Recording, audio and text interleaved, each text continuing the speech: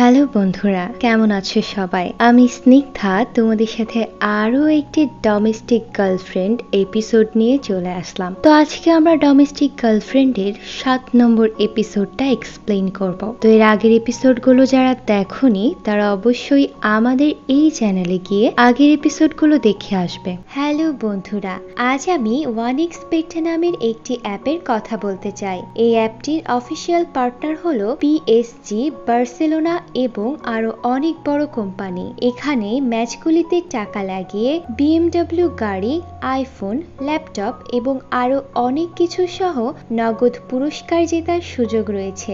এই অ্যাপে আপনি সমস্ত লাইভ ম্যাচের ফলাফল এই অ্যাপেই দেখতে পারবেন। আপনি ভবিষ্যৎবাণী করে বাজি ধরতে পারবেন, যেমন কোন দল জিতবে, কোন দল কত রান করবে এবং কে সর্বোচ্চ স্কোর পাবে। এছাড়াও রয়েছে বিভিন্ন ধরনের খেলা এবং রেজিস্ট্রেশন করার সময় আমার প্রচার কোড ONLYJ ব্যবহার করে প্রথমবার ডিপোজিট করলে 26,000 রুপি পর্যন্ত পান। আপনি সহজেই পেটিএম, ব্যাংক এবং অন্যান্য সহজ পদ্ধতির মাধ্যমে আপনার টাকা তুলতে পারবেন। আমি অনেকদিন ধরে এটি ব্যবহার করছি, আপনি এটি ব্যবহার করতে পারেন। তাহলে আর দেরি কিসের? পিন কমেন্টে লিংক ও প্রোমো কোড পাবেন এবং নগদ পুরস্কার জিততে প্রোমো কোড ব্যবহার করবেন। তো এপিসোডের শুরুতে আমরা ফুজি এবং হিনাকে গাড়িতে দেখতে পাই। আসলে তারা একটা জায়গায় যাচ্ছে। তো হিনা তাদের গাড়িটি ড্রাইভ করছিল। তো হিনাকে গাড়ি চালাতে দেখে ফুজি বলে, আমি সত্যিই আগে জানতাম না যে তুমি ড্রাইভও করতে পারো।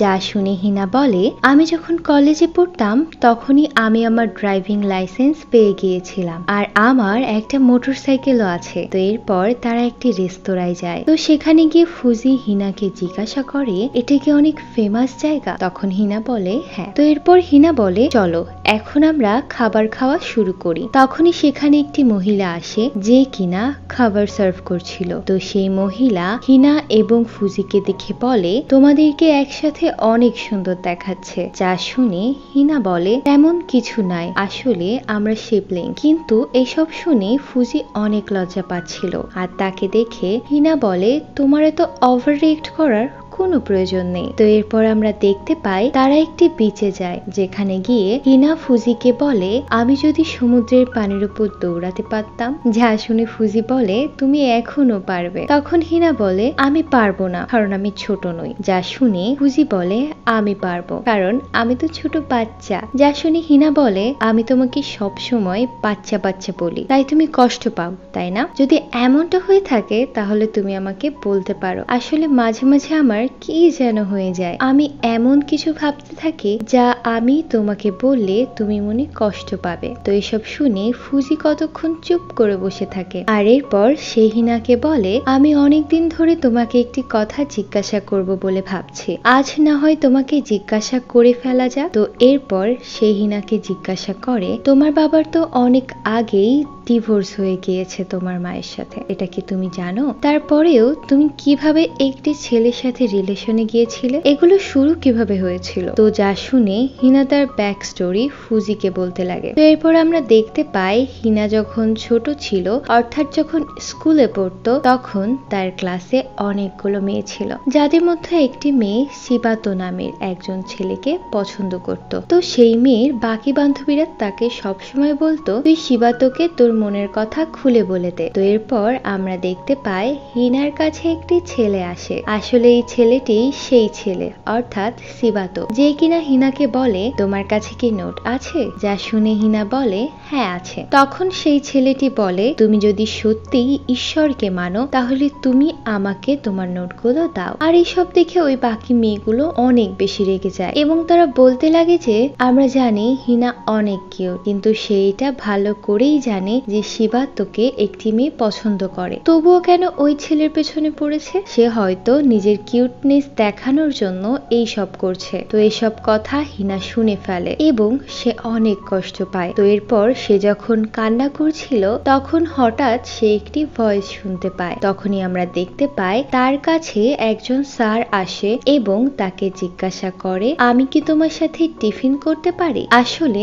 এই স্যার আর কেউ নয়, বরং হিনার এক্স বয়ফ্রেন্ড ছিল। তো এভাবেই আস্তে আস্তে তাদের দুজনের কথাবার্তা হয় এবং একসময় তারা রিলেশনশিপে যায়। তো এর পরের সিন আবার প্রেজেন্টে আসে। তো আমরা দেখতে পাই ফুজি সবটা শুনছিল আর তখন হিনা তাকে বলে ফোর্থ ইয়ারে আমাদের দুজনের মধ্যকার সবকিছু ঠিকঠাক চলছিল আর এরপর আমাদের আবারও দেখানো হয় আর তখন আমাদের রিলেশনশিপ কন্টিনিউ চলছিল। আসলে আমার বাবা ডিভোর্স করার পর আমি পুরুষ মানুষকে ঘৃণা করতে শুরু করে দিয়েছিলাম, কিন্তু আমি কখনোই ভাবিনি যে আমিও কোনোদিন এইসব ঝামেলায় জড়িয়ে পড়বো। তো এসব শুনে ফুজি ভাবতে শুরু করে আমার কি হিনাকে ব্লেম করা উচিত হবে, আর এমনিতেও আমি হিনার এক্স কে অনেক কিছু বলে ফেলেছি যা আমার উচিত হয়নি। তো এরপর সে হিনাকে বলে আমার নোবেল লেখা শেষ আর এই নোবেলের নায়িকা তুমি। তো যা দেখে হিনা অবাক হয়ে যায়। তো এরপর ফুজি হিনাকে বলে দেয় যে সে অনেক বেশি তাকে পছন্দ করে। যা শুনে হিনা বলে তুমি কি আমাকে রোমান্টিক ওয়েতে পছন্দ করো? তো এটা শুনে ফুজি বলে হ্যাঁ। তখন হিনা ফুজিকে বলে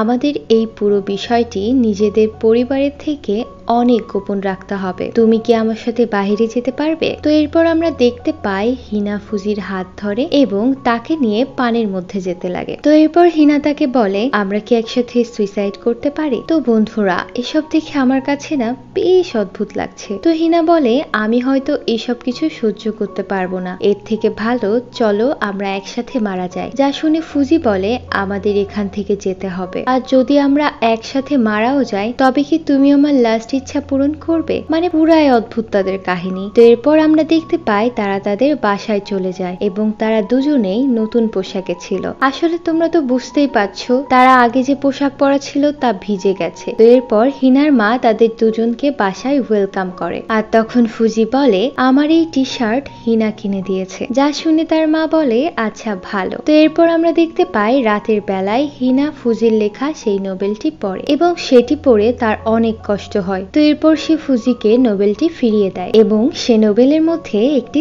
চিঠি লিখে দেয় যেখানে সে ফুজিকে ধন্যবাদ জানায় এত সুন্দর একটি নোবেল লেখার জন্য। তো পরের দিন স্কুলে আমরা দেখতে পাই যে মোমো ফুজির পেছনে লেগে যায়, যা দেখে রুইয়ের অনেক রাগ ওঠে। তো পরবর্তী দিনে আমরা ফুজিকে তার রুমে দেখতে পাই যে কিনা তখনও হিনার কথাই ভাবছিল। হঠাৎ করে কেউ একজন তার রুমের দরজায় নক করে। তো এরপর সে যখন দরজা খুলে তখন সেখানে সে রুইকে দেখতে পায়। তো এরপর ফুজি রুইকে জিজ্ঞাসা করে এত রাতে তুমি কি করছো এখানে? তো রুই কিছু বলে না এবং ফুজিকে জিজ্ঞাসা করে তুমি কি এখনো পড়ছো? যা শুনে ফুজি বলে হ্যাঁ, আমি আমার ক্লাব থেকে একটি বই এনেছিলাম আর আমি এখন সেটাই পড়ছি। তো এরপর রুই ফুজিকে বলে আমাদের মাঝে তো একটা সম্পর্ক ছিল, কিন্তু তবুও আমরা একে অপরকে কখনো কিস করিনি। বিষয়টি অনেক অদ্ভুত তাই না? সকলেরই কিস করা উচিত। আমরা একে অপরের সাথে সময় কাটিয়েছিলাম কিন্তু কিস করিনি। তখন ফুজি বলে তুমি কি পাগল হয়ে গিয়েছো?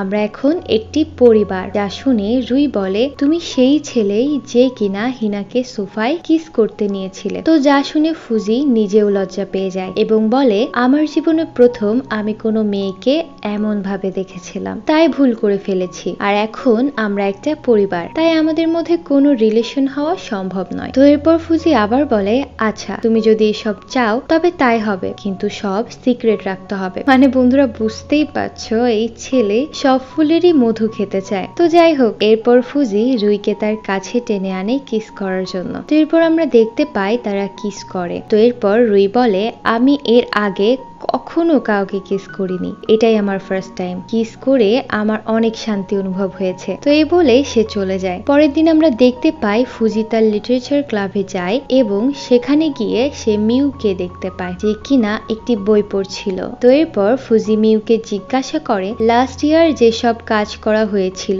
সেগুলো কি তোমার লেখা? তখন মিউ বলে হ্যাঁ সেগুলো আমার লেখা, আর সেই বইগুলো রোম্যান্স সম্পর্কে। তো এরপর আমরা দেখতে পাই সেখানে রুই এবং মোমো চলে আসে। তো মোমো ফুজির কাছে গিয়ে জিজ্ঞাসা করে তুমি কি আমাদের হেডের সাথে একা সময় স্পেন্ড করতে চেয়েছিলে নাকি? তো তখনই সেখানে সেনশাই চলে আসে এবং সবাইকে বলে আমি অনেক খুশি তোমাদের প্রতি, কারণ তোমাদের কাজ তোমরা সঠিকভাবে পালন করেছো। কিছুদিন পরে তোমাদের টেস্ট নেওয়া হবে, সেই টেস্টে যেন তোমরা ভালোভাবে পাশ করে যাও সেটাই কামনা করছি আমি। এটা ভালো যে তোমরা বিভিন্ন অ্যাক্টিভিটিতে পার্টিসিপেট করেছো, কিন্তু আমি চাই না এই জন্য তোমাদের আমাদের মার্কস কমে যায়। তো পরবর্তী দৃশ্যে আমরা দেখতে পাই যে ফুজি এবং রুই দুজনেই হিনার কাছে যায় এবং তাকে বলে, সামনে আমাদের পরীক্ষা, তাই তুমি আমাদেরকে সাহায্য করো, দয়া করে তুমি আমাদেরকে সাহায্য করো। তো এত রিকোয়েস্ট শুনে হিনা রাজি হয়ে যায়। যেহেতু সে একজন টিচার, তাই তার দায়িত্ব তার স্টুডেন্টকে সাহায্য করা। তো এরপর আমরা দেখতে পাই হিনা ও রুই এবং ফুজিকে পড়াশোনায় সাহায্য করছিল। আর তখনই হিনা ফুজিকে বলে, তোমার গ্রামার পার্ট অনেক খারাপ, এছাড়া তুমি কালকের কুইজে অনেক বাজে পারফর্ম দিয়েছো, এভাবে চললে কি করে হবে। এটা শুনে রুই বলে, পড়ালেখা তো লটে যাবে যদি সারাদিন আশিয়ারার সাথে গল্প করতে থাকে। তো এটা শুনে হিনা ফুজিকে জিজ্ঞাসা করে, তো ক্লাস 7-এ পড়ুয়া সেই মেয়ে যার নাম আশিয়ারা, সে কি তোমার প্রতি ইন্টারেস্টেড? তো এরপর রুই আরো বলে, ইদানিং ফুজি সেই মেয়ের সাথে অনেক বেশি ক্লোজ হচ্ছে, আসলে এখানে মিউয়ের কথা বলা হচ্ছে। তো এরপর ফুজি সবাইকে চুপ করতে বলে। তো যা শুনে হিনা বলে, আমাকেও বলো, আমিও তোমার এরকম ইন্টারেস্টিং ইয়াঙ্গার স্টোরি শুনতে চাই। তো পরের দিন সকালবেলা ফুজি যখন ঘুম থেকে উঠে রুমের মধ্যে বের হয়, তখন তার সাথে হিনার দেখা হয়। তো হিনা তাকে বলে, আজকে তোমার লেট হয়ে গিয়েছে, তাই তুমি তাড়াতাড়ি দেরি না করে রেডি হও। পড়ালেখা করা ভালো, কিন্তু অতিরিক্ত কোনো কিছুই ভালো নয়, এতে করে তোমার নিজের স্বাস্থ্যেরই ক্ষতি হবে, তাই তুমি তোমার ওপর অতিরিক্ত প্রেশার নিও না, পরে গিয়ে পরীক্ষাতেই কিছু লিখতে পারবে না। তো এরপর আমরা তাদের সবাইকে আবারও সেই লিটারেচার ক্লাবে দেখতে পাই, যেখানে আমরা জানতে পারি তাদের সকলের পরীক্ষা শেষ। তো তাদের টিচার সবাইকে বলছিল, আমি অনেক খুশি তোমাদের প্রতি, কারণ তোমরা অনেক ভালো একটি ফলাফল করেছো। এখন আর অন্তত কেউ বলতে পারবে না যে লিটারেচার ক্লাব কোনো কাজের না। পড়ালেখা করা ভালো, কিন্তু নিজের লক্ষ্য থেকে সরে গেলে হবে না। তো এরই মাধ্যমে আমরা দেখতে পাই যে তাদের সামার ভ্যাকেশন শুরু হয়ে যায়, আর আমাদের এই পর্বটিও এখানেই শেষ হয়ে যায়। তো নেক্সট পর্ব দেখতে হলে কিন্তু অবশ্যই আমাদের চ্যানেলটিকে সাবস্ক্রাইব করতে হবে এবং পাশে থাকা বেল আইকনটিতে ক্লিক করতে হবে। তো পরবর্তী পার্ট আসা পর্যন্ত তোমরা সবাই ভালো থাকবে, সুস্থ থাকবে। আসসালামু আলাইকুম।